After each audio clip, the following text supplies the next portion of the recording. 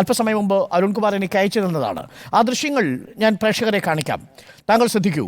ഇന്നിപ്പോൾ corporation mayor രാജിവെക്കണമെന്ന് ആവശ്യപ്പെട്ടുകൊണ്ട് BJP പ്രകടനം നടത്തുമ്പോൾ ഈ ദൃശ്യങ്ങൾക്ക് ഉത്തരവാദി ആരാണ്? BG വിഷ്ണു, ഇത് കൊച്ചുവേളി സ്റ്റേഷനിൽ നിന്നുള്ള തത്സമയ ദൃശ്യങ്ങളാണ്. അല്പസമയം മുമ്പ് പകർത്തിയ ദൃശ്യങ്ങളാണ്, ഏറ്റവും ഒടുവിലത്തെ ദൃശ്യങ്ങളാണ്. ഇത് റെയിൽവേയുടെ സംസ്കരണ വിഭാഗം പരാജയപ്പെട്ടു പോയതിൻ്റെ അല്ലെങ്കിൽ ഇല്ലാത്തതിൻ്റെ ഒരു ഫലമല്ലേ നമ്മൾ ഈ കാണുന്ന ദൃശ്യങ്ങൾ? ഇത് കോർപ്പറേഷൻ്റെ തലയിൽ വെച്ച് കൊടുത്തിട്ട് മേയർ രാജിവെക്കണം എന്ന് ആവശ്യപ്പെടുന്നത് ശരിയാണോ എന്നാണ് അരുൺകുമാർ ചോദിക്കുന്നത്. BG വിഷ്ണു,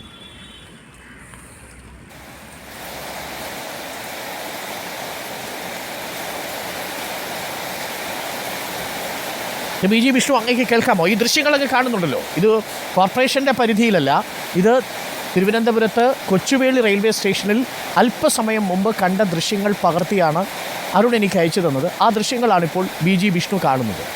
ഇത് കോർപ്പറേഷൻ്റെ ഉത്തരവാദിത്വമാവുന്നത് എങ്ങനെയാണ്? ഇത് നീക്കം ചെയ്യാത്തതിൻ്റെ പേരിൽ കോർപ്പറേഷനെതിരെ നിങ്ങളിത് മാർച്ച് ചെയ്യുന്നത് ഏതർത്ഥത്തിലാണ്?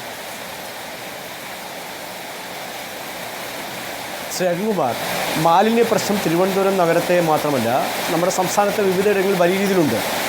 റെയിൽവേ കേന്ദ്രങ്ങളിലും മാലിന്യമുണ്ട് എന്നുള്ള വസ്തുത ഞങ്ങൾ അംഗീകരിക്കുന്നു. പക്ഷേ ഇവിടെ ഒരു സാധാരണക്കാരനായ ഒരു തൊഴിലാളികളുടെ ജീവൻ നഷ്ടപ്പെട്ടിട്ട് പോലും അതിൻ്റെ പൂർണ്ണ ഉത്തരവാദിത്വം റെയിൽവേയുടെ തലയിൽ കെട്ടിവെച്ച് തങ്ങൾ ചെയ്യേണ്ട ഒരു ജോലിയും ചെയ്യാതെ ഫണ്ടുകൾ മുഴുവൻ ലാപ്സാക്കിക്കൊണ്ട് കോടികൾ അനാവശ്യമായി യാതൊരുവിധ ഉപയോഗവും വരാതെ ചിലവാക്കി ജനങ്ങൾക്ക് ഉപയോഗമില്ലാതെ മാറ്റിയതിനു ശേഷവും സ്വയം മേനി പറയുകയും മുഴുവൻ ഉത്തരവാദിത്വവും ഏതാണ്ട് മീറ്ററുകൾ മാത്രമുള്ള റെയിൽവേയുടെ ടണലുകൾ മാത്രം കാണിച്ചുകൊണ്ട് തിരുവനന്തപുരം നഗരത്തിലുള്ള മുഴുവൻ മാലിന്യവും റെയിൽവേയുടെ ഉത്തരവാദിത്വമെന്ന് പറയുമ്പോൾ റെയിൽവേ സ്റ്റേഷനിൽ നിന്ന് പുറന്തള്ളിയതോ അല്ലെങ്കിൽ അതുമായി ബന്ധപ്പെട്ടോ മാലിന്യങ്ങൾ റെയിൽവേയുടെ കോമ്പൗണ്ടിൽ കിടക്കുന്ന ദൃശ്യങ്ങളാണ് നമ്മൾ കാണുന്നത്. BG വിഷ്ണു, അത് അരുൺകുമാർ ശരിയാണ്, ഞാനും കണ്ടല്ലോ, ഞാൻ യാഥാർത്ഥ്യം തന്നെയാണ്. ഞാൻ പറഞ്ഞല്ലോ, റെയിൽവേയുടെ ഭാഗത്തു നിന്നും മാലിന്യങ്ങൾ പല ഭാഗത്തും കൂടിക്കിടക്കുന്നതായി ശ്രദ്ധയിൽപ്പെട്ടിട്ടുണ്ട്.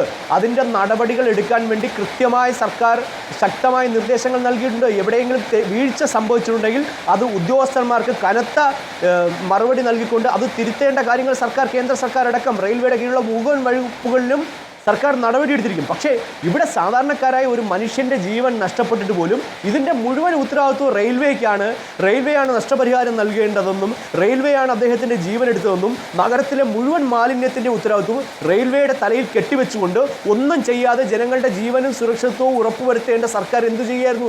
MP രാജേഷ് പറഞ്ഞല്ലോ, ഞാൻ 1 വർഷമായി ഇതിൻ്റെ പിറകെയാണെന്ന്. കഴിഞ്ഞ 5 വർഷം എന്തായിരുന്നു? MP ഗോവിന്ദൻ മാഷ് ഇവിടുത്തെ മന്ത്രിയായിരുന്നല്ലോ. ഇതുമായി ബന്ധപ്പെട്ട് അദ്ദേഹം എന്ത് കാര്യമാണ് ഇവിടെ ചെയ്തിട്ടുള്ളത്?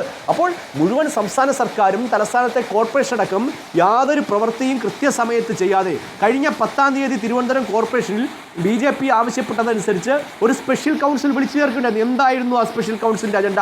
മഴക്കാല പൂർവ്വ ശുചീകരണം. തിരുവനന്തപുരം നഗരത്തിലെ 100 വാർഡുകളിലും മഴക്കാല പൂർവ്വ ശുചീകരണം കൃത്യമായി നടക്കുന്നില്ല, ഫണ്ടുകൾ അനുവദിക്കുന്നില്ല. മുഴുവൻ സ്ഥലങ്ങളിലും ഓടകളിലുമെല്ലാം മാലിന്യങ്ങൾ കുനിഞ്ഞ് കിടക്കുകയാണ്. അപ്പോൾ ഇതിനെതിരെ ഈ സംഭവങ്ങൾ ഉണ്ടാകുന്നതിന് മുമ്പ് തന്നെ നഗരസഭയിൽ ശക്തമായ ചർച്ചയ്ക്ക് ഈ വിഷയം വന്നപ്പോൾ പോലും മേയർ പുറംതിരിഞ്ഞു നിൽക്കുകയാണ്. ഫണ്ടുകൾ അനുവദിക്കുന്നില്ല. എന്താണ് ഈ മേയറുടെ ജോലി?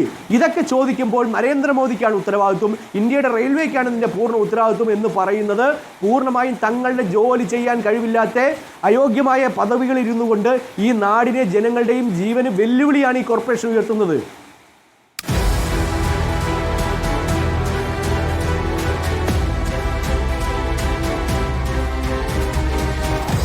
Debate with Arun Kumar.